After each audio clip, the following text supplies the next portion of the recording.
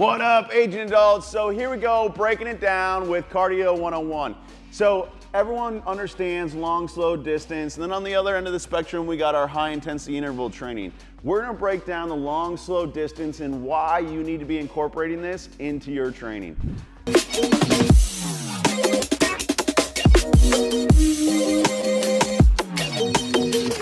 Long, slow distance, the benefits of it, right? Anytime I start looking at this, obvious one is fat burning 101. If I have some oxygen coming in and I'm putting out over here, my body has enough time to break down fat stores and utilize this cycle of break it down, transport it to an energy that I can use, and then actually use it. If I go too high intensity, my body doesn't have the time to do this cycle over and over again, so I might get cardiovascular benefits doing my high intensity stuff, but I don't get the same fat breakdown effects. And as aging adults, whether we want to admit it or not, some of that fat burning effect is what we really need to be doing. So the fat burning benefits are one huge component of a longer, slower distance training. The other side of it, it is a lot easier to stay consistent with this. And here's what I mean by this. If I go high intensity all the time and my body is constantly just trying to get to that next level of performance or higher heart rate, it's hard for me to keep wanting to push my body to that level every day. And we'll talk about the recovery piece of this in the long run, but this is not sustainable as far as trying to reach our long-term goals because my body's constantly breaking down doing high intensity training. We have to throw in some active recovery days, which goes back to this LSD stuff. So long, slow distance, the consistency piece, right? Now, every day at lunch, I can be walking and talking and eating my lunch at the same time. I can be going out, before dinner, talking with my husband or my spouse or my kids, just strolling through the park. I don't really have to be cranking out a high-level workout where I cannot communicate, I cannot work out with somebody else because I'm trying to push these numbers. Instead, I've got the long, slow distance over here. I can spend time with family. I can spend time doing meetings at work. I can walk and talk. I can do the stairs in and out of my building. I can walk farther from the parking lot into the mall, right? There's lots of things that we can do here that provide long, slow distance benefits.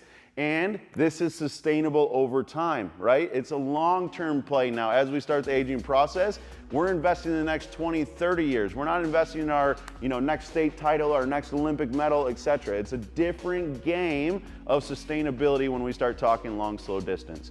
All right, so that's the physiology, right? Now let's talk about the actual implementation piece.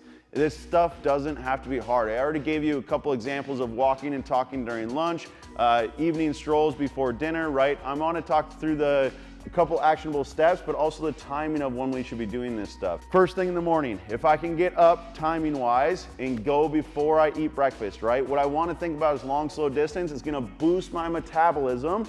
When I boost my metabolism, afterwards I want to put my food in, right? If I can put my food in when the fire's hot, it's going to keep burning and burning and burning, and it burns down and it uses everything that it needs to, and it'll burn off the rest. What happens if we do that in the reverse? Now, in the reverse, if I throw a couple logs on the fire but it's not hot and ready to burn yet, it smolders and it smolders and it smolders, and I just get smoke all day, right? So instead, let's get the fire hot by doing my metabolism boost, aka long, slow distance training of some sort for 20, 30 minutes, then go over here and eat your breakfast and get your day going. The second part, metabolism boost before dinner, right? I love this part. A lot of people are like, hey, let's eat dinner and go for a walk. Reverse that, just switch it around real quick, right? So if I can do my cardio stuff over here, then eat my dinner, same thing. I boost my metabolism, I get the fire going hot, then I eat my dinner, let all the excess burn off, use the nutrients I need, and we're good to go. So a couple other examples of how to be doing this. Treadmill, just put it on a slight incline, go for a little walk uphill. If you're going outside, you can just go for a walk, but also try to hit some descending, some ascending, just to give your heart rate a little bit of variability, even though you are doing a longer, slower distance. The benefits of this, again, I don't have to go high intensity in as far as impact as well. It's easy on my joints, my muscles like it. I have good heart rate response and good heart rate variability throughout my training.